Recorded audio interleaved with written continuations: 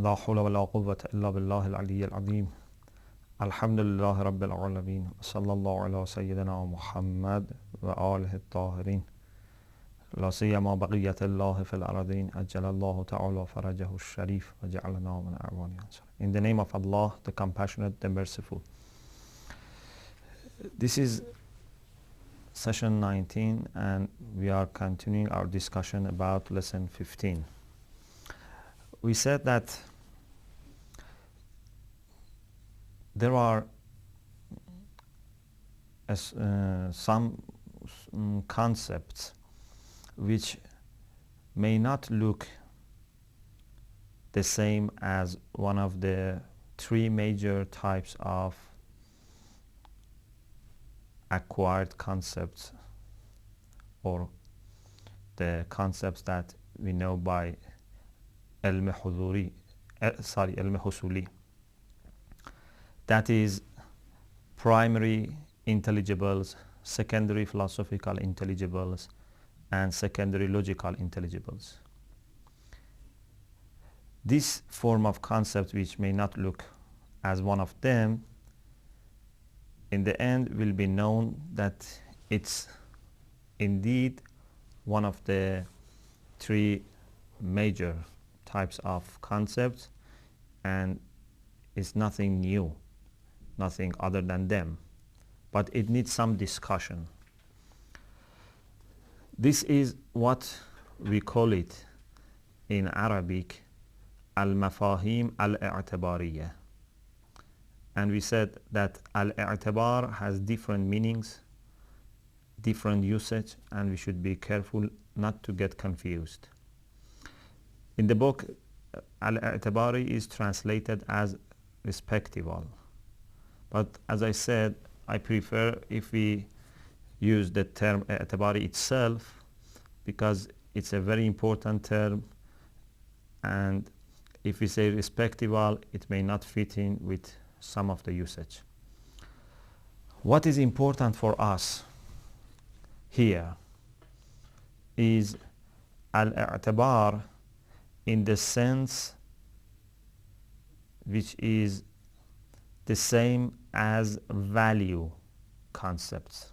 So here by al-i'tibari we mean a concept which is based on some consideration of value, or you could say we mean value concepts, including both moral concepts and legal concepts.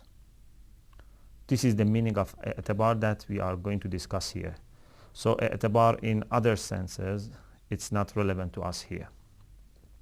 Inshallah, later we will have some discussions about al-i'tibar, which is related to other senses of the term. For example, when we talk about asalatul wujud, about fundamentality or primordiality of existence, then that is something in contrast to al-i'tibari in another sense. But let's just focus on what is needed here for us in this discussion. So the whole issue is this: how can we classify value concepts? How can we classify ethical and legal concepts called al-i'tibari under one of those three major types of acquired concepts? The reason that has caused this question to be important is that when we use some concepts such as, for example, justice, or such as good and bad, right and wrong, and so on and so forth, we are not able to show to which these concepts refer. If I use, for example, an ordinary primary concept like book, tree, flower, I can say that these things outside are book, tree, and flower.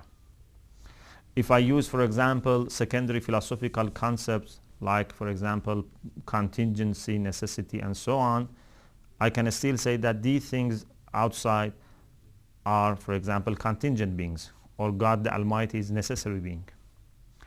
But where is good and bad outside?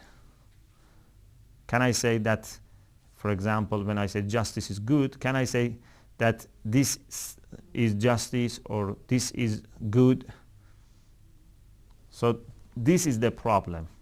But as I said, this problem is just a problem for those who have not been able to analyze these terms properly. After proper analysis, it will be known that these concepts are also secondary intelligibles, and some of them may be primary intelligibles, and God willing, we are going to talk about it very shortly. So the whole question for us here about respectable concept or al-mafahim al-i'tibariyah, here the question for us is value concepts, is about the nature of ethical and legal concepts. This is the question. Then the answer which is offered by the author is that these concepts can be discussed, can be studied in different ways, but what is important for us here is to see how these concepts are related to reality, how they can be called objective, how can they be distinguished from fictions, from illusions. We can discuss them in two different phases. In the first phase, if we focus on just predicates, which usually occur in these two disciplines, I mean ethics and law. Usually when you have a sentence, a proposition in these two disciplines, the predicate is something like, for example, ought or ought not, something like good and bad, something like right and wrong, something like obligation, these things. So if we focus on these things at the beginning, and then we go to discuss in the second phase about the subjects, such as, for example, justice, honesty, and so on and so forth. Regarding the predicates, like for example ought and ought not, the author says that some people may think that ought and ought not are not really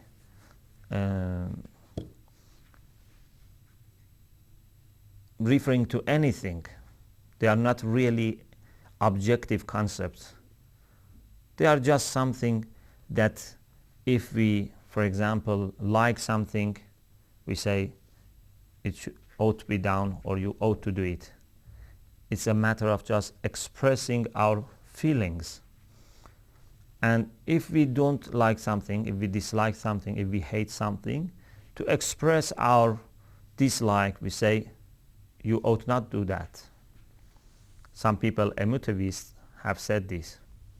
But we believe that when we use ought and ought not in ethics and also in law, these refer to something real. Maybe not easily identifiable, maybe not possible to be referred by your finger. You cannot refer at what is referred at by these concepts to the referent. But there is something in reality. But we should know that reality has different realms. Reality has different domains. And those things which are sensual, which can be referred at by our fingers, are only a small part of the reality. So when we say that something is necessary or something ought to be done, we should focus on the concept of ought. Let's first see what does ought mean in other cases. For example, when we say that to have fire you ought to have, for example, oxygen. What does this ought mean? Is it something real, or it's something just we like to say, something that is an illusion, a fiction? I think no one can say that this is not a reality. No, definitely this is a reality. In sciences, there are many things, many facts expressed by the usage of ought or ought not, or for example saying necessary. For example, a chemist tells the, for example, patient that this medicine ought to be taken in the morning, in the noon, in the evening. What does this ought mean? It means that it has nothing to do with the reality, or it means that according to the science of pharmacology, this is a necessary fact that if you want to recover, if you want to get rid of your illness, you must take this medicine in these times. So this necessity is indeed an expression of a necessary relation that exists between something as a cause and something as an effect. Taking medicine can cause removal of illness. So taking medicine is a cause, removal of illness is an effect, and you know that there is a necessary relation between cause and effect. If you want the effect, you must have the cause. If you have the cause, definitely there will be the effect. So this is the necessary relation between these two. Philosophers have a special technical terms here to refer to these sorts of necessity. And please be very careful and please look at the screen. I will try to explain them as clear as I can. If you look at the screen, please. So we have cause,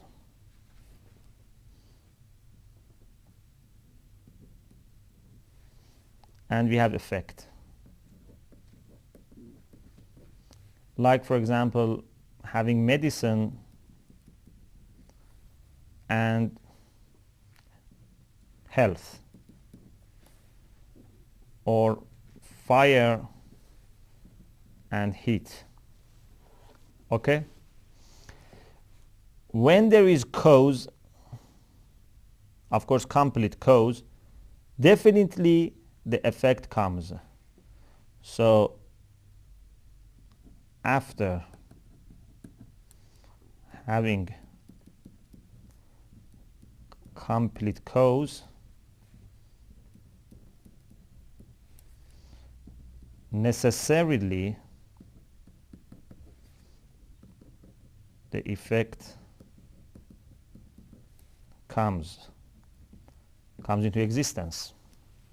This necessarily, or you could say it is necessary to have the effect, is because of the necessity which exists in causal relation. So whenever there is cause completed, necessarily you will have effect. You can also look at this fact from the other angle, from the other side, and say whenever the effect exists, necessarily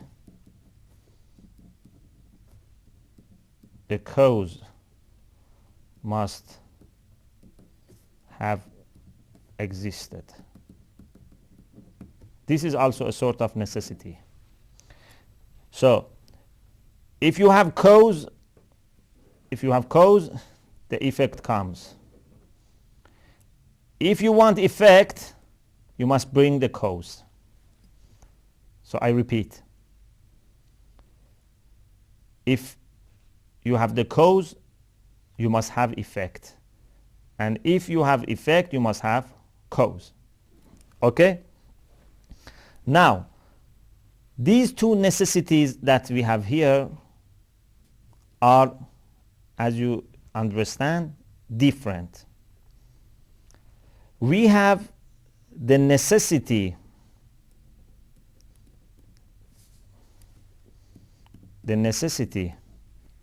of effect, which is caused by the cause, and this is called by Muslim philosophers and in Arabic الضرورة بالغير. الضرورة بالغير, meaning necessity by other. So effect becomes necessary, but this necessary is caused by other, by something else, and that is by the cause. And the transliteration is this.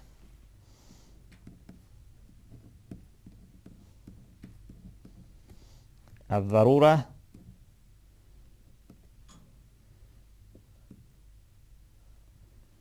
you can say in this way, or you could say in this way, بالغير. Okay. This is الضرورة بالغير. As I said, you can look at this from another aspect, from another angle, from the other side. You could say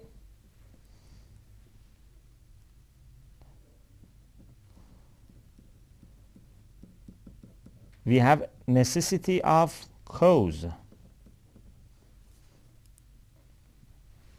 How?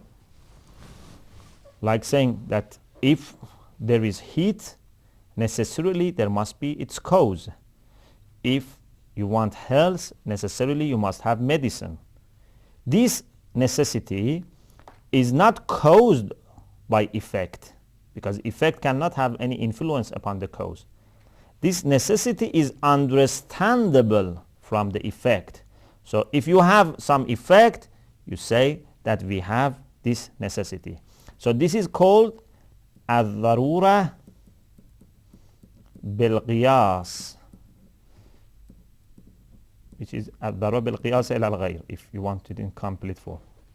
الضرورة بالقياس means necessity by relation. I prefer to translate it in this way, unlike what is translated in the book. I think this is more accurate and more understandable. Necessity by relation. So in also Arabic we call it as darura bil qiyas, and the transliteration is like this: ad-darura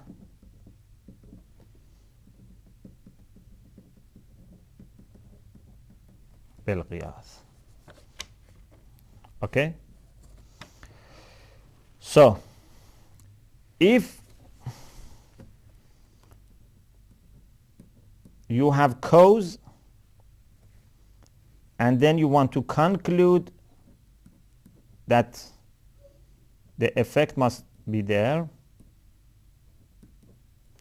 this necessity which is given by cause to the effect is ad-darura bil ghayr, necessity by other.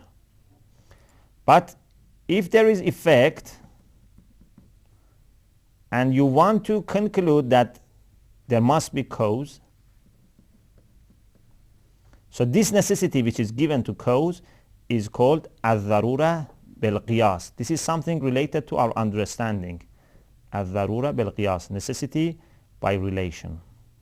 Okay? So now let's go back to the concept of oath. If I say you ought to have fire to have heat. This ought to have fire is a sort of necessity which is understandable from the effect. So I imagine in my mind heat, and then I say, if you want heat, you must bring the cause, you must bring the fire. So this is called al-darura bil-qiyas. Now let's go to the ethical concepts, or you could say ethical situations, ethical context in which we use the term ought and ought not. For example, if I say you ought to tell truth, you ought to be honest, you ought to keep your promises, what does this ought refer to? This ought means that if you want to reach perfection, if you want to enjoy happy life, you need to bring these things. Because being honest, keeping your promises, and being just and so on, all are causes that can bring about happiness. So if you want that effect, you must bring the causes.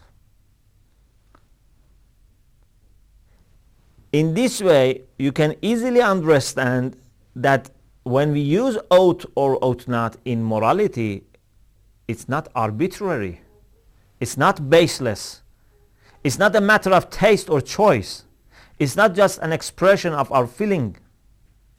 No, it is to uncover a necessary relation, a real relation between two things. So if instead of saying telling truth is good or you ought to tell truth, I say you ought to tell lies always, or I say you ought not to keep your promises, you can evaluate this. You can say, no, this is wrong, you have made a mistake, because if I tell lies, this and this will happen. No one will trust each other. Social stability will be disturbed. We will not reach happiness.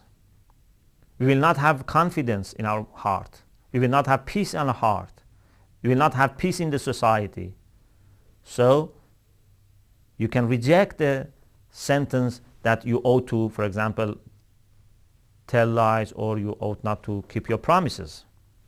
So this shows that we have reality, a sort of reality, a realm of reality, a domain of reality, which is related to ethical questions as well as legal questions. So it's not a matter of just expressing yourself, expressing your feelings or attitudes. So you do not need to have a physical body outside so that you can say this is something real. Because unfortunately, many people who are preoccupied by our sensual knowledge, by our perceptions, they only can accept something which is visible or audible or touchable. But there are many, many things that we cannot understand by our five senses, but still they are there. Many facts in the sciences are the facts that uncover necessary relation between the things, but those relations themselves cannot be understood by our perceptions, by our senses. This is the case about ought and ought not. And if you are interested in having more discussion about this, I have also discussed this issue in my book Ethical Relativism. In the final chapter there is an analysis of the concept like ought and ought not, and good and bad, right and wrong. What about the subjects? We said that we speak in two phases. So in the first phase we talked about the predicates, concepts such as ought, ought not, good and bad. Good and bad is the same. Good also means that this can help achieving that cause.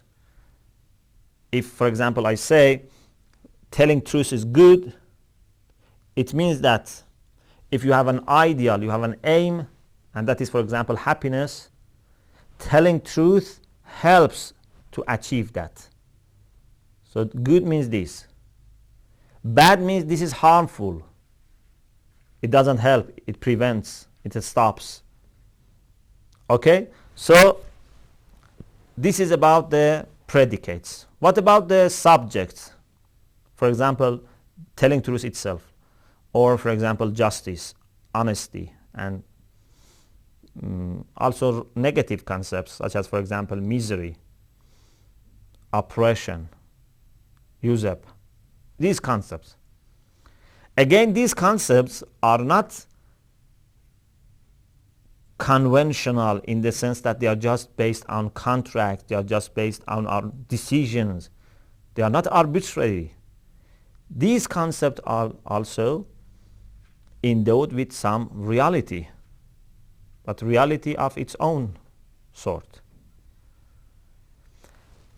To be able to regulate our social life and even our personal life, we need such concepts. How we derive these concepts, how do we come to these concepts, is something separate. How we may use, for example, the ordinary concepts and then broaden them so that they can include the non-material facts, this is something that we cannot discuss here.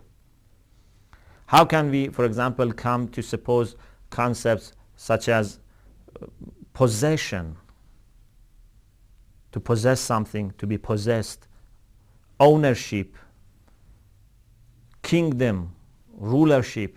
These concepts are all related to our discussion. These concepts can occur as subjects in ethical or legal propositions or sentences. But here we are not concerned with the way that we derive these concepts. What is important for us is to see whether they are related to the objective world, to reality, whether they enjoy some reality or not. So the author says that these concepts are related to the reality. These are the things that we have brought into the world of concepts. We have made them in our conventions, in our contracts, but based on reality. It's not the same to say whether, for example, keeping promises is good or bad. It's not the same to say oppression is good or bad.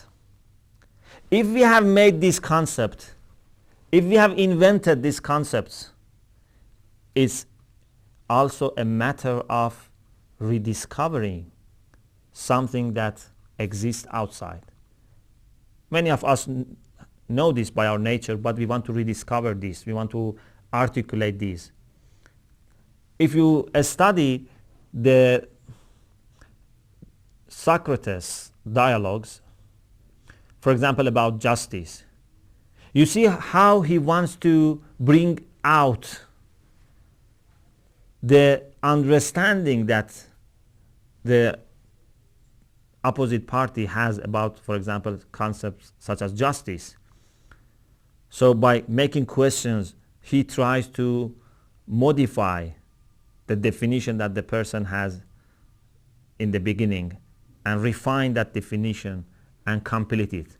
But he always tries to make that person himself come to that conclusion. It means that we understand these things. We understand that justice is good, and we even understand what is justice. But it's very difficult to articulate that. So these concepts are also real concepts. These are also objective concepts. This is why some people may make mistakes in defining them. If they were just a matter of our own decision, a matter of our own choice, then there was no sense, there was no way to talk about making mistakes. If someone, for example, says that this food is good, meaning that I enjoy this food. Another person says this food is bad in the sense that I don't enjoy this food. Both are right. There is no matter of making mistake. Both are right. Both are expressing their own feelings. But if someone says justice is good and the other person says justice is bad, you don't take it in the way that you take this food is good or bad. So these are also real things. Then the question remains that these ethical and legal concepts are primary intelligibles or secondary intelligibles. The author says that the predicates ought not, good, bad, right, wrong, obligation, these are secondary philosophical intelligibles. These are things that can be applied to the things in reality outside, but these are not related to a mahiyya, to their nature, to their quiddity, to their whatness. And regarding the subject like justice and so on and so forth, he says that these are sometimes secondary philosophical concepts and sometimes maybe primary, depending on the cases. But in any case, they are not logical concepts, logical intelligibles, because they can be applied to the things outside. We can say this social system is just. If it were a logical concept, we couldn't apply it to the things outside. So I think now we have a clear idea, or relatively clear idea, about the nature of ethical and legal concepts. And again, if you are interested to know more, you can wait till we discuss about this later in this book, or you can refer to the other books which are available, like the book Ethical Relativism, the last chapter. Lesson 16 is about empiricism, and this is very important and it helps us for our next lessons on epistemology. The author says that one of the main groups of philosophers in the West who have denied universal concepts are positivists. Positivists believe that the concepts that we use are the terms, the words that we use. So we have a language, a mental language, and that mental language which we use does not necessarily imply that there must be a meaning for that. If the terms that we use is related to the things which can be understood by our senses, by perception, then those terms have meaning. If we use something universal, if we use something abstract, spiritual, something related to metaphysics, something related to theology, anything that we cannot perceive by our five senses, then these terms have no meaning. Especially this is very true regarding logical positivism. They say metaphysics and theology are nonsense. They have no meaning. They are meaningless. The propositions that you have in these two disciplines are meaningless. They don't say they are false. No, they say they are meaningless. And it's worse than being false. Because if something is meaningless, then there is no point in judging and evaluating that. So this is the idea of positivists. And they only accept some form of primary intelligibles, those which can be easily understood, those which can be understood by our senses. Otherwise, they don't believe in secondary philosophical intelligibles, they don't believe in secondary logical intelligibles, neither they believe in some of the primary intelligibles which cannot be understood by our senses.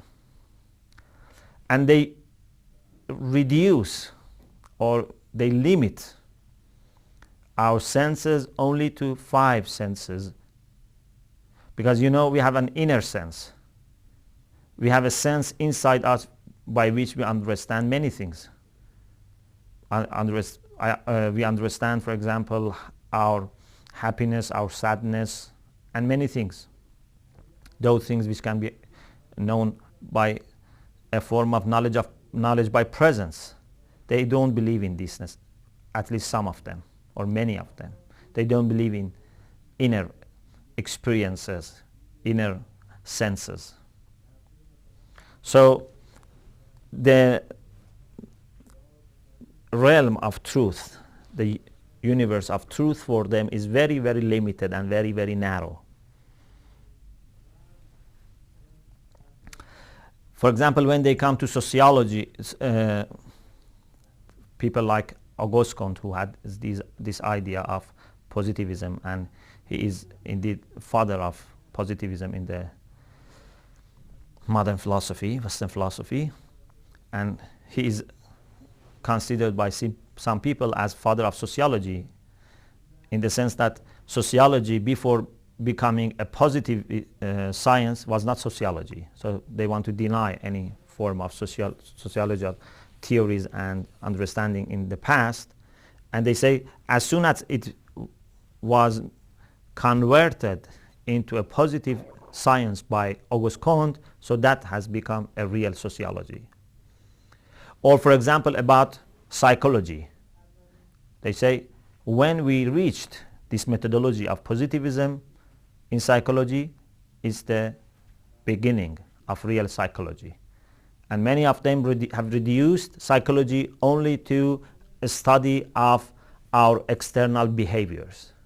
So many important things, many profound ideas in psychology which cannot be understood by our senses, they have excluded from psychology. Of course, this behavioral attitude towards psychology, which was very popular in 60s, is now in decline, and there are many aspects of human soul which is now studied by psychology and was not interesting to those people who were positivists. Now let's see what are the problems with positivism. There are 6 objections to positivism mentioned by the author. First of all, positivists do not recognize knowledge by presence. And this is very dangerous, because knowledge by presence is the cornerstone of our knowledge building, our knowledge structure. And if you deny knowledge by presence, then you cannot have any way to guarantee the truth of your ideas. This is something that we discussed before, and inshallah we will discuss again in future. The second objection is that they have based everything on senses. And as you know, the most, I could say, the weakest form of knowledge is the knowledge which we gain by our senses. And you remember that some people, when faced were faced with the fact that we make mistakes. For example, you remember I had the example of putting your hands in two containers of water, one cold and the other hot, and then putting them together in a moderate water, how you make mistake. So there were some people who were faced with these mistakes in our sensual knowledge, and then they had to find some way to escape, and they couldn't, and then they became skeptical. So perceptual knowledge is very weak, and it's always subject to mistakes, subject to limitations. So these people have denied knowledge by presence, have denied rational and or intellectual knowledge, and they have based their knowledge on something which is vulnerable, which is very weak. The third problem is that they have denied universal concepts, and the problems that we mentioned, the objections that we mentioned about nominalists, again apply to these people. The fourth problem is that they say metaphysical concepts are meaningless, and this is not true, because we understand. I'm not saying that you must endorse metaphysical propositions made by philosophers, but you understand. Whether you reject, you understand them, and it means that you must believe that they have meaning. Those who say, for example, we don't believe in philosophy, they understand philosophy, and then they deny it. So this is also something important. The other problem is that when you are a positivist and you limit your knowledge to those things which can be understood by senses, then you will lose the whole sense of sciences. Because in sciences we are after necessary rules. We are after universal rules. And something like necessity, universality cannot be understood by senses. And the final objection is that positivists cannot have a convenient relation with mathematics. They cannot analyze mathematics, because mathematics is something that all human beings endorse. It's one of the most certain and accurate knowledge of mankind. But it's not something that we understand by our senses.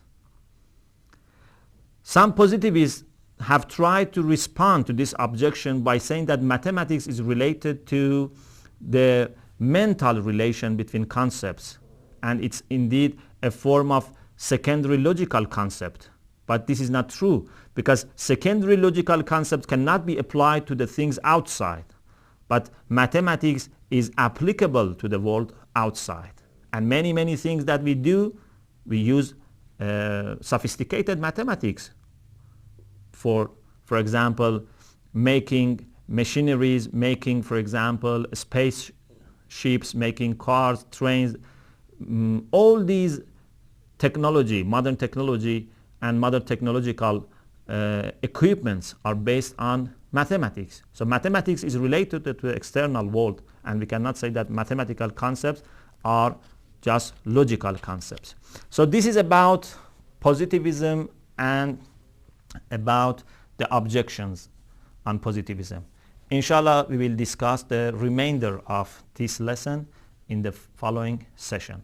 وآخر دعوانا أن الحمد لله رب العالمين.